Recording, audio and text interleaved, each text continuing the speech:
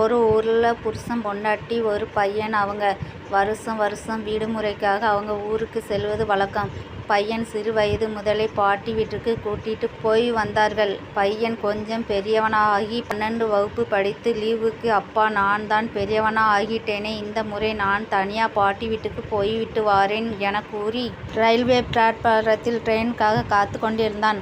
அவன் அப்பா செலவுக்கு பணம் கொடுத்து தேவையான அனைத்தும் வாங்கி கொடுத்து கடைசியாக அவனிடம் ஒரு பேப்பரை அவன் சட்டை பையில் வைத்தார். அவன் ஊருக்கு போகும் சந்தோஷத்தில் அதை கவனிக்கவில்லை.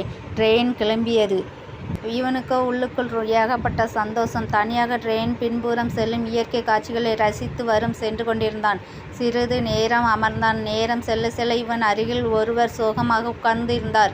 இவன் எதிரில் ஒரு முரட்டுத்தனத்துடன் அமர்ந்திருந்தான். சற்று பயம் தொற்றிக் கொண்டது. இவனுக்கு தனிமை உணர்ந்தான். இருக்கையின் கடைசியில் சோகமாக தலையை தாழ்த்தி குறுகி போய் அமர்ந்தான். வெறுப்பானது போல் இருந்தான்.